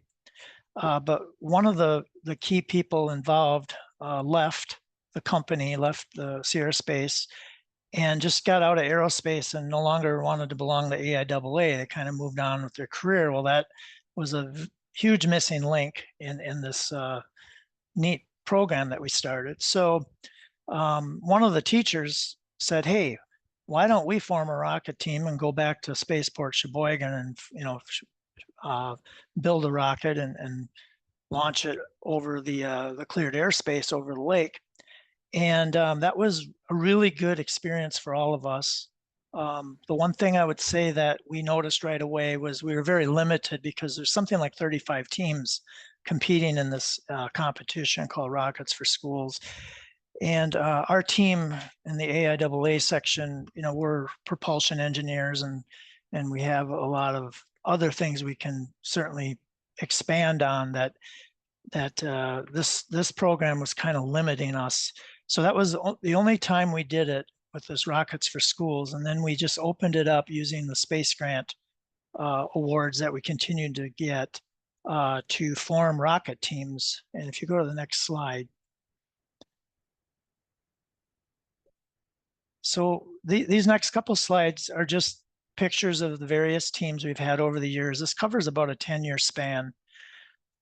These students typically are selected by their teachers. They're the ones that are really interested in math, science, physics, what have you. Now this slide, if you look over on the left, I had a principal of a preparatory school in Milwaukee for young boys who reached out to us, and we've established a really good relationship with this preparatory school.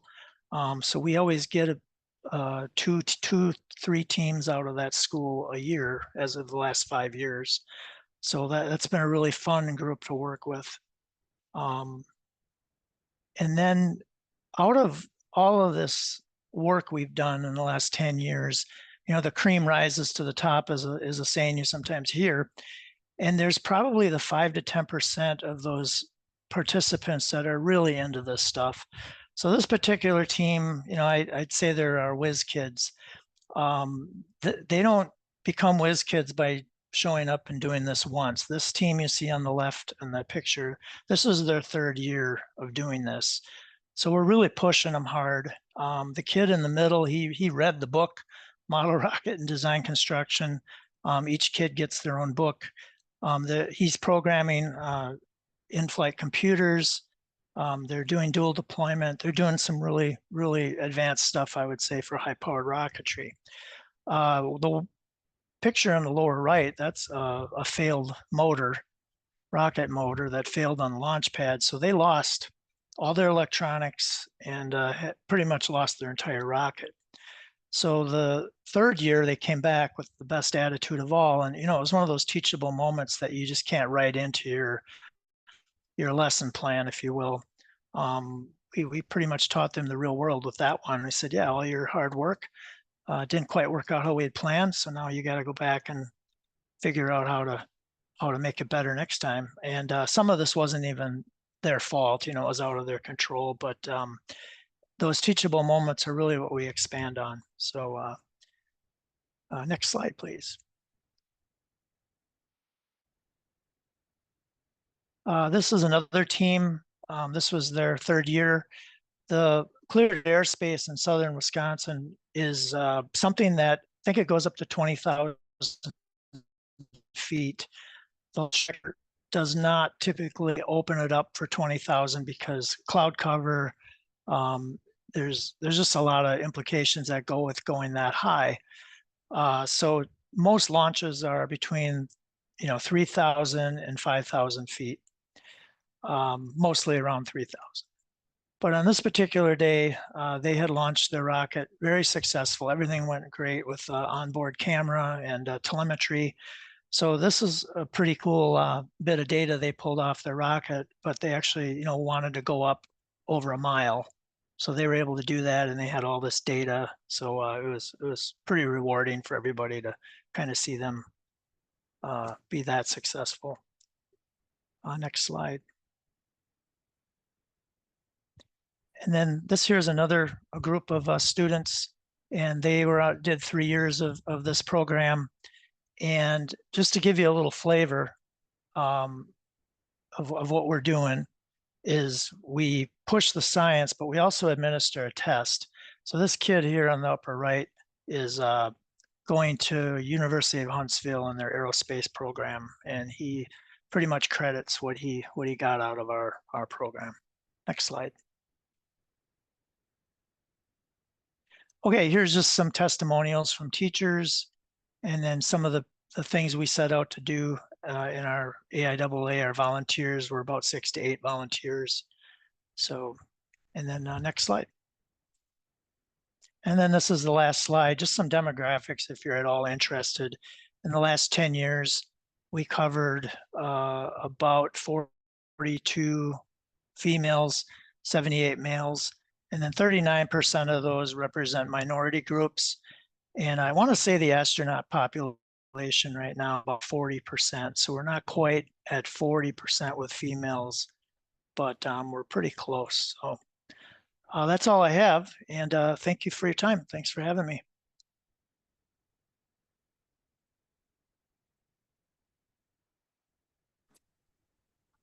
Awesome. Thank you so much, Todd. That was great. Great to see.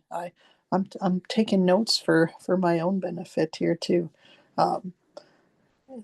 And last but not least, we're gonna have Melanie Cummings Grand talk to us about what's new and happening and just updates in general on public policy.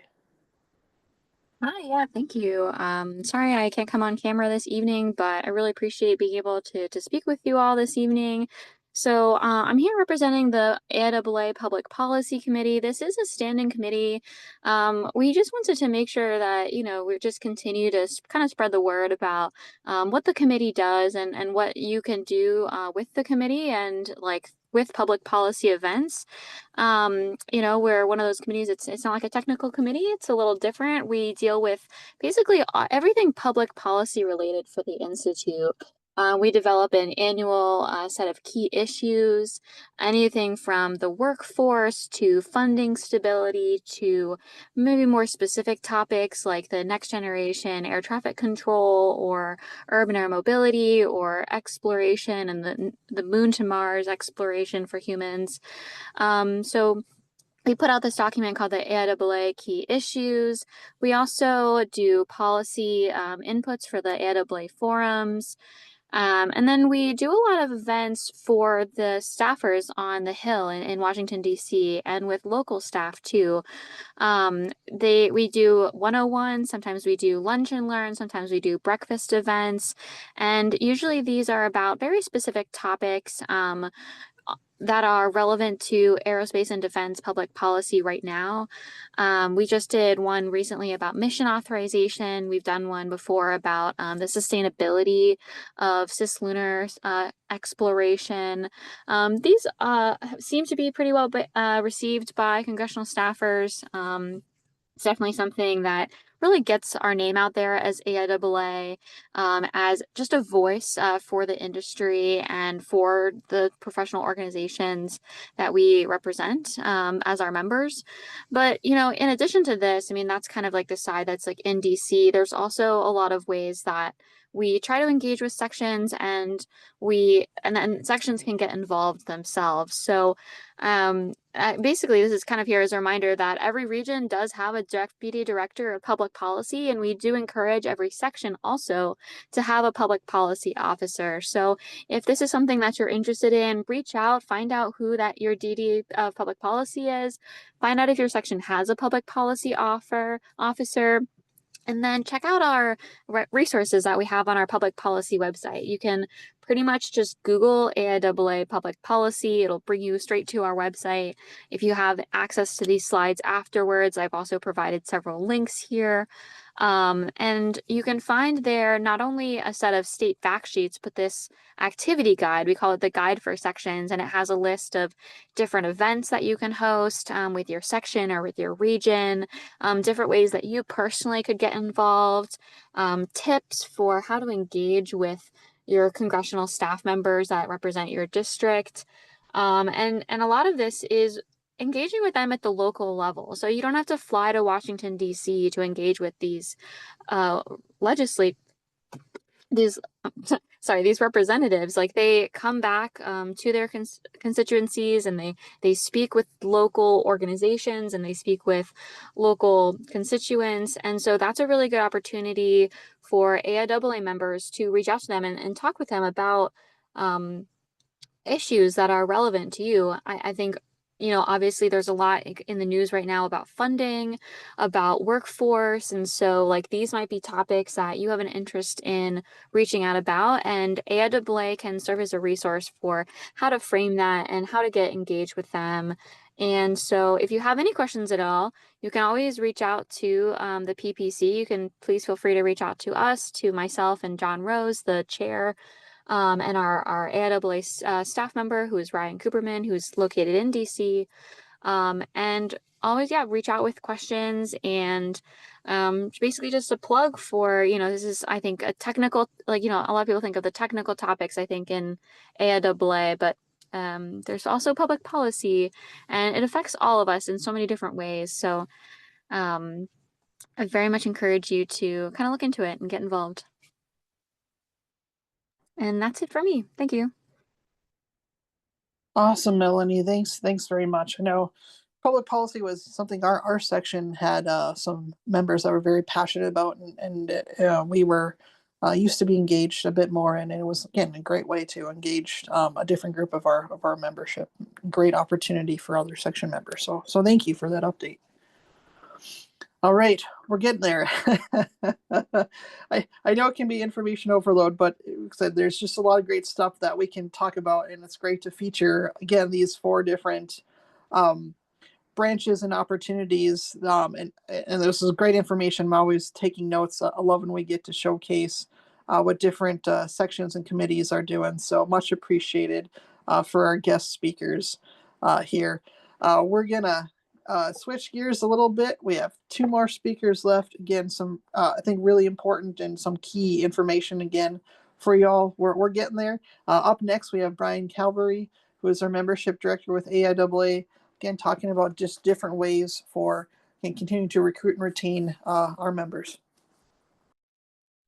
Hi, thank you for having me here tonight. I'm happy to talk about how you can recruit and retain new members. I have some tips here on the slide for starting with recruiting new members. First is, reach out to non-members to invite them to your events. Are there folks that you know at work, or are you inviting students from the student branch to your events? Make them feel welcome, reach out to them, bring them in. Also, after your event is over, make sure to follow up with the folks who have attended. A lot of folks don't think about doing that, but a quick email afterwards saying, hey, it was nice to meet you. Thank you for coming. We'd love to have you back for the next event. That means a lot to somebody, especially it's that personal touch that really matters. I would also say, know what makes your section different. What do you do that makes you stand out? Because that's kind of your selling point as a section. What do you do there that will help people? Do you have a lot of networking events? Do you put on one really big event? Do you have a career fair? What makes you stand out from not even another section? What makes you stand out that I should do that on a Tuesday night as opposed to go home and watch some TV? And then also reach out to lapsed members. I know on a regular basis, we send you information about who's lapsing in your section, who has recently lapsed. We continue to reach out to those folks to try and entice them to rejoin. Invite them to an event. Maybe it's been a while. People, lapse for different reasons. Sometimes it's their cycle at work gets very hectic. Sometimes it's family time is very hectic. And then we go through these periods where we have to reprioritize our lives, and sometimes they're ready to come back and they just need that excuse. Oop. Okay. I don't know why, but my screen just went out. Sorry about that. Okay. In terms of retaining members is prioritize onboarding. And part of that is welcoming people. How do you welcome people when they join? How do you welcome people when they are at your events? How do you make people feel welcome and make them feel like they belong? Do you ever survey folks in your section to figure out what's working at the section and what's not working at the section? Do you ask them for their feedback after an event? Do you ask them for a feedback anytime you speak with them? I know a lot of times we think we know how things are going because we are at all the events, but sometimes, folks who are on this call right now, you are our most engaged members. You are our biggest volunteers. And so sometimes somebody who's not in that role has a very different perspective, and it could be really helpful to hear what they're seeing when they're attending an event. And that is another part of meeting members where they are, especially if you want to recruit somebody to volunteer. It starts with very small asks. Can you come to this event and, help check people in? It's a very small thing. You get there 10 minutes early, you help people check in, but that's kind of how you hook them and you get them coming back to the next event and taking on bigger and bigger roles. And pretty soon you've tricked them, recruited them into being on your executive committee there. And then communicating effectively. And that's just, making sure that people know. I think somebody was saying it earlier too, sending out save the dates early so that people know when to expect an event to come up. If you're always doing events on Tuesdays, letting people know those events are on Tuesdays. And if the event changes locale, don't just put it on your website, send an email, maybe send a text if you have their number for texting, put it on your social media accounts so that people know where to go. A couple of things that we're going to be doing coming up. Can you move on to the next slide? Is particularly working with our students. We're doing a back to school campaign that we're really excited about. We're going to be working with the student branches on this. And part of it is going to be trying to get incoming students to sign up, not necessarily for membership, although we do love when people join, but also just to sign up to get involved with AIAA and hear more about what AIAA is, start receiving some news from us. And part of that whole campaign is going to be asking students to think about reaching out to their fellow students in a different way, including how they can partner with the branches. So when they have their big kickoff meeting for the year, can they invite somebody from the local branch to be a speaker? And when they reach out to you, we'd love for you to say yes. Any questions on any of that?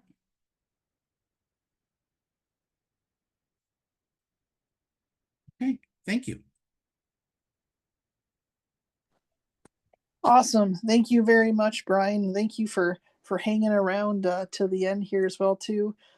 As well to Jimmy, who is up next and talking about social media. I'll say this is to me a very important topic. I know I'm not the biggest social media user, but I certainly recognize the importance and the value of it, especially engaging our younger professionals, our student members, those that are going to be our next leaders here. So on that, Jimmy, I'll turn it over to you. I was muted. No worries. First off, thank you so much. Good morning, good afternoon, and good night to a lot of our folks here are currently on this call. I'm Jimmy. I am AIAA's social media manager. First of all, I do want to say well done to everyone that's been on this call already with all the things that you're doing within your own communities. Seeing your content on social throughout the year has been one of our highlights. It's your user-generated content that's helping us get across 25K followers on Instagram and even over 50,000 followers on LinkedIn. And as you guys are continuing to break barriers in your own communities and whatnot, I would say, continue to tag us on social media, and we're always here to reshare, share your voices and your experiences on our channels. So diving straight in, one of the first things is our logo and branding. So a call back to what Brian has said early on in the call. Definitely make sure to use the new AIAA logo across your current social media platforms, and also to adhere to our branding guidelines. We've attached a link here if there's any questions, any concerns and whatnot of how you should be structuring your social media channels, even your own email signatures. It's all right there. And kind of diving into platform strategy. With AIAA currently, we are on all the channels, from Instagram and LinkedIn being our primary two, LinkedIn being where all of our professional audiences reside, and for Instagram, where all of our younger professional students and members also reside too. We're also on Twitter, YouTube, Threads, X, and the list goes on. I would say for your own individual channels, focus on what works best for you. So if you already have a Instagram channel or a LinkedIn, use those two, maximize on those, and then consider building on others, depending on what your community currently uses and where you are locationally and whatnot. Video content continues to be one of our biggest driving factors on our social channels. And as you guys are aware, with Instagram and TikTok and everything else, short form video content is one of the leading things. So just as an example, as you guys are producing content, so just shout out to Melbourne, with everything that you guys are doing on LinkedIn and Instagram, seeing the amazing content there. I would mimic that across your current channels too, whether that's if you're hosting a lunch-on, a networking event, if you're members and if you personally are attending AIAA events, post about it on your LinkedIn, post about it on your Instagram, tag us. We're always here to reshare, interact, and just also get your voices out there too. And also stay informed on what the emerging platforms are. So for example, Blue Sky and Threads, if you guys do have those channels, let us know, keep us up to date too, and we'll make sure to follow them. Next slide. As we said before, make sure to tag AIAA and use our hashtag AIAA. And if there's any space-related content, make sure to tag our other account, which is Ascend, and then utilize the Ascend Space hashtag too, just to enhance visibility. And I would say for here, these are not the only two hashtags that you guys can use. Most popular ones can be STEM, education. If it's like an online event that you're hosting, you can always say on demand. Definitely see what is most popular within your areas too, and utilize those, play around with those, and see what happens. And that can definitely help your content reach from 5 likes, maybe even 50 or 100. And as we said earlier, it's an open door here for collaborative content, especially on Instagram and LinkedIn. If you guys are producing any reels, producing any graphics, make sure to tag us. And we check our social channels 3 times a day. We'll see it come across, or even email us too, myself, Lindsay, or other AAA staff that's on this call currently. And we'll make sure to accept the collaboration, and so it's visible across our network of over 200,000 followers, and yours too. And if you're hosting an event, feel free to share that to us as well. We can share that across our stories as well. And let's move on to the next slide. And just for highly important, quick key things here, account safety. As year over year, as leadership continues to move on or new leadership comes in, make sure you guys are password protecting your accounts.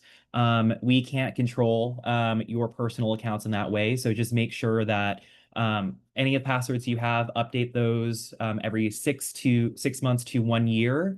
Make sure you have 2-factor authorization on, and as new bloods coming in for the next cycle, make sure those passwords and usernames and emails are passed down the line, just so new accounts aren't created and then you're left over with an inactive account. So definitely notify Lindsay and other AAA staff members too if changes are to happen with their social channels, or if you start new ones, so we can make sure we can follow them and just give you guys guidance as those things come along. And do's and don'ts. If you guys are able, make sure to post at least once a week. This just keeps your social channels alive throughout the week, so your accounts aren't as inactive as well. And just quick things, those can be if you're spotlighting a member once a month, if you're spotlighting an event that you're happening, if it's a back to school event, if you're attending a conference or forum like Ascend in Aviation, not a plug there. And then I would also say the don'ts. Avoid sharing any sensitive and confidential information, and just steer clear of any controversial content. That can also help minimize like any unfollows that you guys could or may have, but also boost the content that you're currently posting on about as well. And again, our accounts are below. And then, of course, please feel free to reach out to myself. My email's below for any social media questions or collaboration opportunities. And if you guys just need a one-on-one session or even a lunch and learn of what content you're considering or a social strategy, feel free to reach out to me or Lindsay, and we're happy to set up a meeting for you guys. Thank you.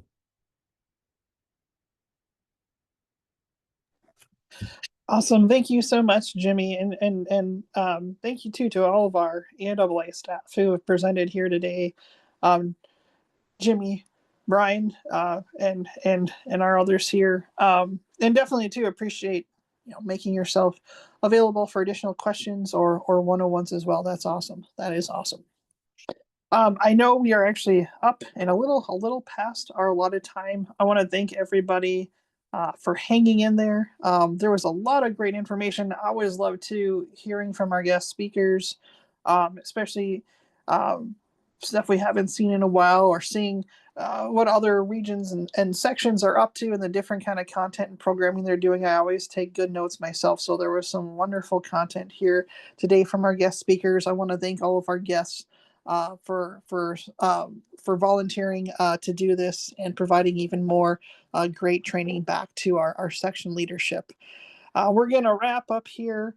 I want to thank everyone for attending today. I want to thank once again our RLC committee for pulling this all together. Especially thank all of you who are section and branch leaders for all that you do and continue to be great stewards of AIAA. We do really hope to see as many of you as possible in Las Vegas here coming up in about a week and a half, the Sunday right before Aviation Ascend starts. there will be some additional training and content that is different from today that we'll be doing there. And once again, the recording and the slides from this session will be posted shortly. We'll let you know where you can find those. Also, there will be a short survey that will come out tomorrow. We'd love to hear feedback from you on what can make our future RLCs better. Also, because we are going to cut out our Q&A here just to be respectful of everyone's time. If you do have a question, be sure there will be an opportunity to submit that with the survey, and we'll do our best to get those answers back and provide those answers back to those questions. So again, thank you to everyone. And have a wonderful rest of your evening or day. And we'll see you later. Thank you very much. Thank you, Kristen. Thanks, Lindsay. Thanks, everyone. Thank you, Jane. Thanks, everybody. Bye. Thank you, everyone.